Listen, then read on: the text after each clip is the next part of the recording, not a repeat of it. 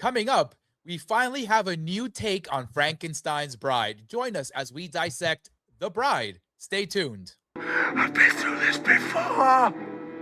It is terrible. Go. Get out of here. Go home. I don't know where I live.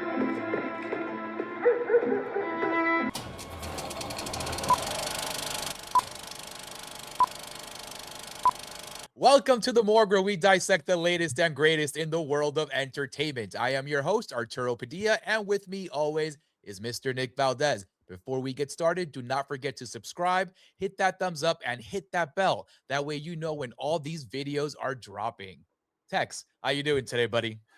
Howdy, everybody. Howdy, Arturo. We've got a big one to talk about. The Bride, Maggie Gyllenhaal. This whole time, I thought it was like her directorial debut, but it's her second film. Apparently, she did one back in 2021 called The Lost Daughter. It received a lot of nominations and accolades and stuff like that when it hit. Had no idea. So this must have been one of those movies that it made the festival circuit and got attention that way. And kudos. But now we have The Bride, a brand new take on The Bride of Frankenstein, which is one of those classic Universal monsters. And I believe it was the Mummy episode. Please go check out where we talk about the Mummy in one of those sessions where we've Arturo and I have mentioned that Universal monsters are coming back with these new kind of projects, these new takes. We've gotten Frankenstein. There was a version of Dracula. I don't know how well that did, but we've got the new version of the Mummy. We got Wolfman, and now we have The Bride. And so, Arturo, I know The Bride of Frankenstein and just the Frankenstein property in general is huge for you. So I kind of want to lead you with this first. How are you feeling about this one? We kind of need to kind of ease into this review. It's just because there's a lot to talk about, but also kind of not at the same time. Does that make sense? I mean, there is plenty to talk about in this one. The movie cannot live in the same universe as Invisible Man or anything like that. It's its own vision. It's very different. It's quite different. And it was very jarring in terms of what I was expecting. Right. When you walk into the theater, you assume based on the trailer that you got, you were going to get some sort of Bonnie and Clyde action, dark romance kind of romp. And you do get that, but the tone is not quite what you'd expect. You do get the Bonnie and Clyde stuff, and you do get the dark romance, but it's very blanketed. And we get a lot of social commentary in this movie, and it just kind of takes a direction that I did not expect. All that said, I did actually like it. Because it was so different. I did like the themes, the overall themes of the movie, and we're going to get into that in a little while. I did like the visuals. It looked really good. So it kept me engaged because of the look of everything. I thought the bride design was absolutely fantastic, and we'll talk more about that in a bit. But I did like the movie. I do wish it was a bit more, dare I say, entertaining. Yeah. More oomph, a bit more of the action that they kind of teased in the trailer. But Tech, what did you think about it, man?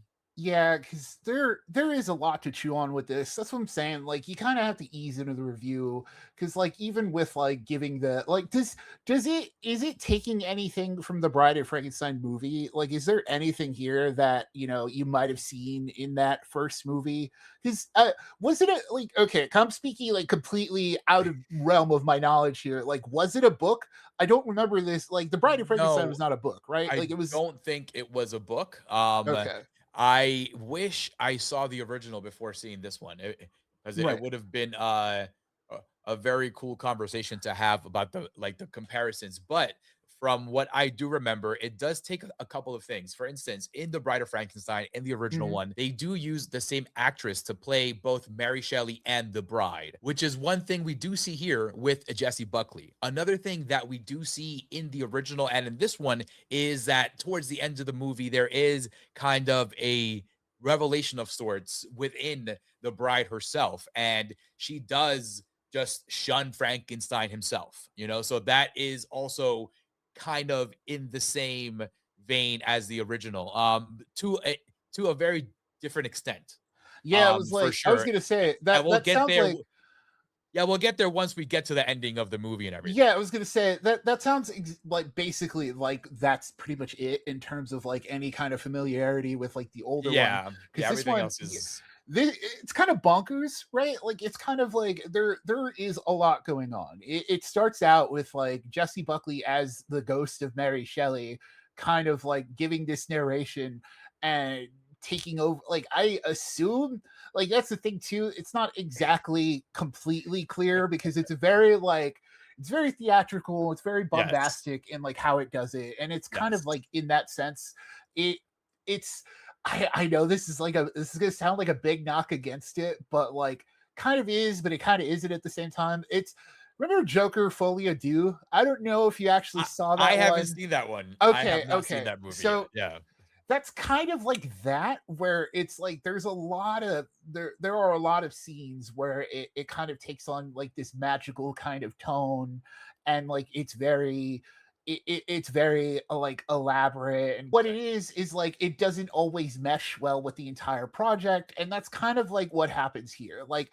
in the bride like Arturo said it's got like a lot of visually it's fantastic like Jessie Buckley's design as the bride in general is great because she's a woman who ultimately falls down the stairs after she's possessed by the ghost of Mary Shelley and kind of says some stuff and then like brought back to life and and with that like there's this black ooze this Texas tea kind of pumped into her veins and because of that that's why you get the whole lipstick and the side of the mouth look yeah, and you get like but it also extends to like the rest of her body it's a really cool detail where you get like these black streaks like throughout her and then you like her hands like you'll see like her some of her fingers are completely black because of it yeah, it's really it's a cool take because the bride original design right it's the black hair with the white streaks but now it's like completely the opposite with the white hair and the black streaks instead But, and so it's cool too how they electrified her hair as well. yeah I thought that was a nice touch, and a nice little homage to the original. right And like you were saying, it looks awesome, man. I really liked that yeah design of the and bride. that's the thing like there's so much you can praise about like its visual aesthetics and especially when it comes to like you got Frankenstein in there as well and Christian Bale and his design is cool and I think that's the positive for this where it's like yeah it's super cool looking and like but the negatives come in very quickly. It's a movie that takes like a lot of swings. It's doing some big things. There are some big ideas here, Yeah, yeah, there and are agreed. it's one of those things where like I think it's crushed under the weight of so many of those ideas because they don't fully connect because once again you're in this kind of warped vision of the world because your main character or arguably the bride is the main character there's a lot of we'll we can talk about who gets focused when but like the bride herself and when she's brought back to life she's kind of like a character you can't really trust in terms of perspective because there's so many things like there's a dance sequence like in the middle of the movie like out of nowhere and part of it's like oh is it uh is this actually happening like it's one of those things where it's like oh is everyone actually dancing with them shortly after being horrified by Frank and it's like it because that's also counteracted with the Bonnie and Clyde stuff, like Arturo said, right? Where it's like, there's a lot of, Frank kills some people and that kind of starts them on their thing. But then, That like, looks good too, actually. They did a good it job with that does. practical. Yeah. it's good violence, right? And then but you kind of, like Arturo said, you kind of wish for the Bonnie and Clyde part of it, but that never comes because death is treated with like this huge weight behind it. It's not that they're rambunctious criminals, Yeah, killing and robbing people correct. across the Mhm. America. They just, they just happen to kill people who were It's attacking not the about that. bride. Yeah, exactly. Yeah, It's not about that, and I think that's, very well, translated through Christian Bale in a lot of yeah, his scenes because his version of Frankenstein is, so quaint and so, right, introverted that he understands the world he lives in, and he understands that he is this monster, and he has to, quote unquote, know his place and, hide his face and stay in the shadows and all this stuff. So, as a text was mentioning, death has a heavy weight in this movie, and Jesse Buckley's character, the bride, um, she goes head on with that weight in several occasions and in several scenes where she has to actually kill someone, and yeah, it does play with her emotions, and it does kind of change her path in this movie and her journey because she's realizes like, wait a minute, what are we doing here? This is not what we're supposed to be doing. And even Frankenstein, he understands that, he has been alive this long because he's been able to stay away from people and hide himself and not be in the spotlight, right, curb stomping somebody's head. You know what I mean? So I do like how these versions are characterized. yeah, um what Tex was alluding to was there's a nice blanket of social commentary in this movie. There's a lot of sexual violence in this movie, yeah, and it's a social commentary towards violence towards women. yeah, And I think this movie does accomplish its goal in making sure that the theme is definitely um explored and it's in your face. yeah. It's like, hey, this It is the it's overarching theme of this film, and this is what this is about. If you thought it was going to be this, we're sorry, it's Yeah, not. yeah, like Mary Shelley literally is in the open going, okay, well, I wrote Frankenstein, but that's not the end of this. This continues, and it's a vicious cycle against women. And Yeah. and the main character Jessie Buckley's playing, her life before that is that Mhm. she was friends with someone who was killed by the mob, and she who was a call girl at the time, and like stuff like that. And when she died, she just kind of got thrown away like garbage. And that's kind of the thing too.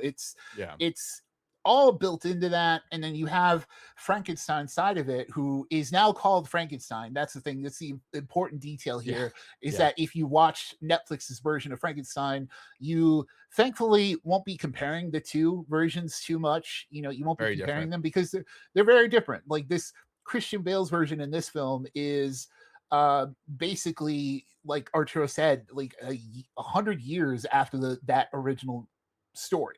Basically, like he's lived in this human world for that many years, and he's gotten accustomed to it. He has his habits. He loves movies and that kind of stuff. Like there's a lot of that. And but the whole thing with the bride, an inherently violent thing, is that he's like, yeah, I just want a companion, and I want like someone here. And the whole thing is like, it really emphasizes the fact that like this woman who was brought to life, or brought back to life against her will.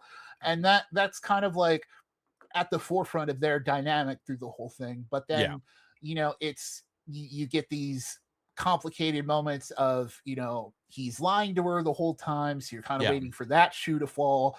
And now, all at the same time, they have to constantly run from the cops because of Yeah. all because they got spotted as monsters, and Frank killed some people, and that was the whole thing. And you know And you you think it's gonna be a lot more fun, but it's not. And that's not exactly an issue, but it's kind of like, it's it not needed what some. you expected Yeah, you kind of based need on some what the energy. trailers were pushing out, Yeah. based on the marketing of this, especially when we first saw this movie. It was like, here comes the mother effing bride, right in your Yes. face. We got a red band trailer, and you're like, whoa, what is this? Like, what Yeah. are we doing here? Is it looked like an outright Bonnie and Clyde, especially because of the era that they were in. It was like Yeah. the Al Capone era Chicago, and we were like, oh, okay, this is neat, and it showed Christian Bale looking like a different kind of Frankenstein that we've seen before, more human, in Right. terms of skin color and everything like that, not really like monstrous, and it was different. And we got a second trailer, right? And it kind of amped up the same thing. So when Yeah. we walked into this movie, I saw this with my wife, and we both kind of agreed and both sigh of relief that the beginning of the movie, once you see Mary Shelley, you kind of think this is like gonna be an outright kind of possession movie. Right. And I'm very glad it didn't turn into that. We were because it's just so different. The beginning, it's of the movie. It abruptly shows you Mary Shelley, like Tex mentioned earlier, and then she Yeah. goes into this monologue about her life and what's gonna happen, Yeah, and then it's such a weird idea, yeah, dude, it's because it's it, a it little doesn't even messy like in the beginning. yeah, It yeah. like, you see, but, like, that's the thing too, it's messy, but you understand what's going on I somewhat, you so know? okay, okay. So I this kind is of this understood it, is okay, this is the point of debate, right? yeah. So like a lot of the Mary Shelley dialogue, it feels like it feels obtuse, and Yes. you get the sense that oh, it's purposefully obtuse. Like she's, Yes, yes. purposefully written to be this way. And through that, Jessie Buckley, she's kind of tasked with like saying like she's like the reason I bring up the Joker comparison is because it's kind of the characterization she gets. She kind of gets Joker Harley Quinn style a Mm, little bit. yeah, And that's not just like a flippant kind of like, oh, blanket characterization. No, like it's like I think that was the intention, because there's a lot of times where she says things and then like, part of her psychosis in the whole bringing her back to life, her brain got jumbled up essentially during the whole process. Cool idea, love it, right? All this stuff, yeah. great, right? But then like she has these moments where like it's just tangents in her speech, and it's like it's these kind of it's once again it's the Mary But Shelley obtuse phrases, yes, and through her sounds like nonsense. Like there's a lot yes. of it that just sounds Th like there is a lot of nonsense. gibberish, but Yeah, I it do sounds like think though, gibberish. Tex, that that is just kind of preparing you for not the disappointment, but it's preparing you for what to expect down the line. And this is why the action and the kills have this crazy weight to them, because she's going through this inner turmoil in her head, literally talking Right. to Mary Shelley and trying to figure out what's going on. And there are these sporadic moments of her going crazy and saying a bunch of gibberish, but then you do have these moments where she gets her memories back and she starts talking um like Mary Shelley, but she's talking with the memories of Ida, um which is the name of the bride before she was killed.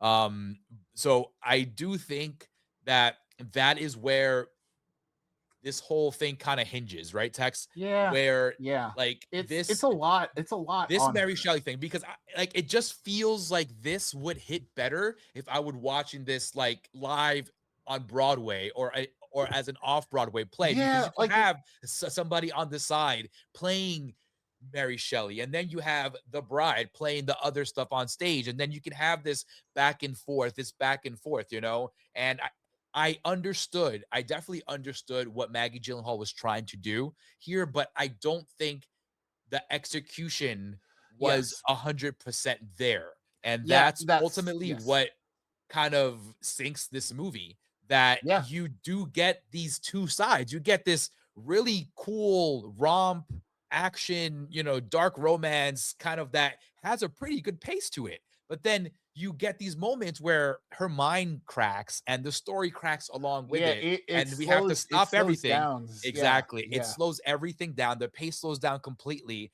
And like even like the characters themselves and what they're doing just kind of stops. And Frank himself is like, oh, like what's going on? And he, Yes. as you guys if you guys actually go out and watch this movie, you'll see how Frankenstein tries to explain this psychosis and these loss of memories and these new memories Right. that she's having. So I think this movie is just kind of like a tale of two cities, and unfortunately the cities are merging in the middle where it doesn't like where it doesn't really align, you know. Yeah, yeah, Yeah, and yeah, because it's like, we say this all the time at the morgue, or we've alluded to this concept before in our reviews, in our critiques, is that you can be interesting, and you can have like interesting ideas on paper. You can be compelling with those ideas, even, but that doesn't mean you're entertaining all the way through, and that's unfortunately what the core of The Bride is. It's like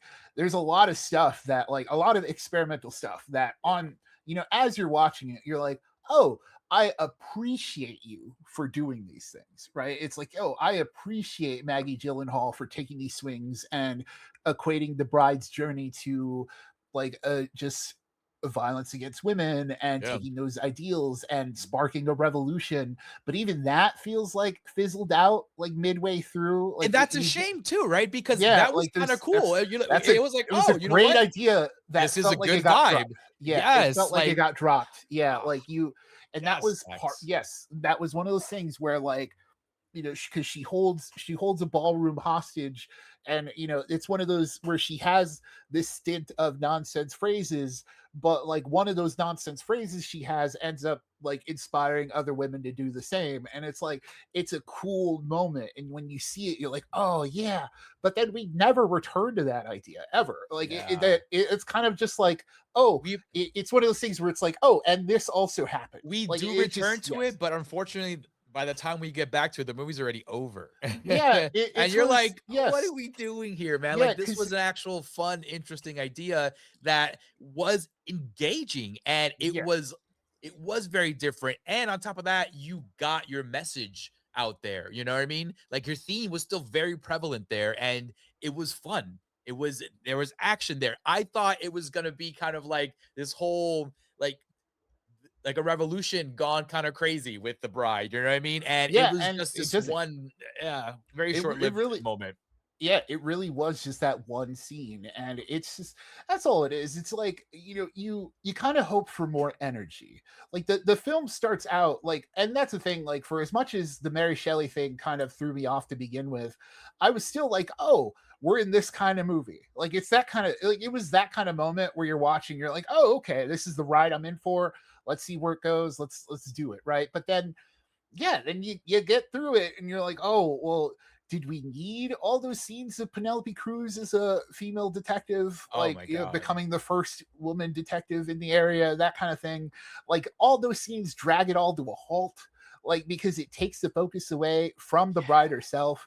Because big when we time. get Jesse, it's the Poochie situation. It's like when Jesse Buckley's not on screen, it's like, where is Jesse Buckley, right? And it's kind of that thing. It's like, did we need a detective story like kind of outlining that? No, we didn't. Like, there's just that. It's one of those things where it's like, did we need those concepts? No, we didn't. No, we Those didn't. could have been. We didn't. It felt like it was ballooning the movie for no reason, and ultimately, like, But again, it, it just it's like you were saying, it was just to serve the theme again. Like, yes, and because remember, like, the detective was supposed to reopen this case after, right, he had an affair with the bride's character Ida before she passed away and all that, yeah, and he didn't do his job as, yeah, the more cop. more violence against women. Like, it was Yeah. great idea, great for serving the theme, but in terms of just like watching the movie play out, you're like, oh yeah, it took away from the interesting stuff, the more compelling stuff, where and Mhm. that's the thing. At the end of the day, I'm sitting here going, yes, you have all these great themes, and you're tackling these things, and you're using the bride in this new way, gave it a new spin, but to me, that energy is lacking elsewhere. You have a scene where people just break out in dance, and you Yeah. don't know if it's real or not, but then, like, It that's is the real, I only, guess, right? yes, yeah, because that's the only time that happens, right? It's like, you never get another scene like that where like she might be magic, like either perceiving the world in a different way through this, or like, oh, people are Yeah, because magically like getting wrapped up in that's her thing. yeah, there was like a possession there all in itself, like a little voodoo going on, a little Yeah, hex. and even then, Um, and that's even if that's what it was, right? And that's the thing where like yes, you don't want to bring logic into this, and I don't when you're watching The Bride, but you know also what, it's Tex? Like I would have been very cool with a movie that was just them doing like a musical kind of bride yeah, thing yeah, with this overarching theme in it, like being done very well. But then everywhere they go, it's a party, but then the party has to end sometime. yeah, exactly. Like if she was just seeing things as a party the whole time, like it's like, oh, okay, Yeah. maybe that's, but it's like, no, you get she's unreliable as a protagonist, but you get a grounded view of the world around her anyway. So it leads to this kind of muddling view of this narrative. And that's, I think that's what weighs it down. It's just like it doesn't feel like it feels like you're trying to cram too many things through a door at once, Yeah. and Good that's put what it it's a is, good way where to it's put it. like, like Arturo said, Arturo's been emphasizing this whole time, and I 100% agree. Like, very strong themes, great idea for The Bride, and great angle for it, right? Like, great angle for this take, but then like it's trying all these other things, and it's just it ultimately, to me, it doesn't work because of that. It's just like it's trying too much. And you hate to say that, right? It's like, because you have directors out there who do too much and we praise them for it, like your Baz Luhrmans. But like, there's a difference between like that explosive kind of like going everywhere kind of movie and that being the experience versus this one where you only kind of get half that and Yeah. half seriousness, and then there's the Mary Shelley scene and you're like, what is going on with here? Yeah. Yeah. I agree. Everything that you mentioned, it ties in with everything that I mentioned. And it's not a polarizing movie per se, but Mhm. there are extremes in this movie, and the Yeah, audience will definitely feel those extremes. yeah, Whether they're positive or negative is really up to the viewer. yeah, But for me, Tex, and you guys know how we do it here on the Morgue, folks. There's stay away from it, meaning don't even bother watching this thing at home or in theaters. There's wait for it, meaning you can wait until this movie drops at home, watch it in the comfort of your couch. And there is pay for it, which is the obvious. Go watch this thing immediately in theaters or get a free trial somehow and watch it. I will go first just to get mine out of the way, Texas. I'm curious about your take on this, but I'm going to say this is a major wait for it for me. The theater experience visually was awesome, but following the story was where it kind of got me a little bit off of the wagon there, because I was expecting a very fast-paced action story, which we got in the trailer. And it did start slow, but then we got the vibe of like, okay, cool, Frankenstein's now involved, and their relationship kind of like they clicked faster than I expected actually in the movie. So I thought we were gonna get a faster paced movie with more action and all that. And what we got was a very mixed bag of fast pace, slow burn. It's just tough. It's tough, yeah, really, Tex, because as you mentioned, there are a lot of big swings here, and you do appreciate that, but it's not very coherent at the end of the day, you know? yeah, And yeah. that's where I'm bogged down with this, man. Dude, What say I'm the you? same. I'm the same. It's wait for it because it's, you know, you don't want to come out of a movie, and especially here at the Morgue, like our job here, buddies at home, is to like kind of break this down in a way for, so that it's approachable, right? But I don't feel like I'm doing my job completely by saying, oh, it was confusing, because it's like, oh, what does that really tell you? But unfortunately, that's kind of this movie. Like, for I'll give Gyllenhaal a lot of credit for the way it was. There's a lot of stuff that's really well done, Mhm. and a lesser version of this movie, I would say it was up its own butt. And Yeah. it's kind of close to that boundary. I can't lie. There's a lot of this where it's like, oh, okay, it could be on the border of being on its being up its ass. Like it's like It straddles that line. It yeah, straddles that line. it gets really close to it, and Yeah. you know, Yeah. for as much as I liked a lot of the ideas, it's at the end of the day, it's like will I tell people to see it? And honestly, that's the thing. Where it's like I think if you're a real cinema head, you love Frankenstein, you're a real horror fiend, you'll probably watch this like to kind of like you kind of have to like complete Yeah. your library. But I think for everyone else, I think just catch it Yeah. when it's like easily available, but I think that might be it. Like it's just there's cool ideas in here, but at the end of the day, like did I have fun at the movies or did I enjoy my watch? I don't know. And it's not that like I same thing with Arturo. I'm like, yeah, you go in expecting different energies, and even if the movie wasn't like it, even if it didn't meet those standards, it was still kind of like, well, what was that? Yeah. It definitely was a what did we just watch kind Yeah, of well, conversation after me and my yeah, wife got out of that theater. And I think for you buddies out there, you will probably feel the same way. yeah, Again, whether that's positive or negative, we'd like to know. Please comment down below yeah.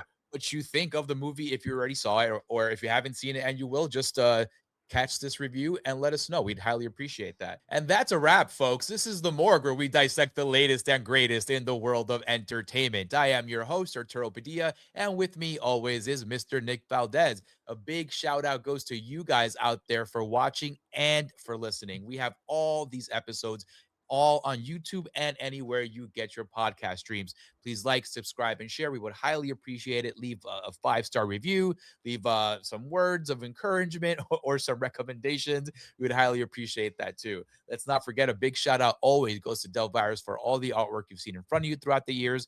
And last but not least, always remember, it is a scary world out there, but we are here to walk you through it.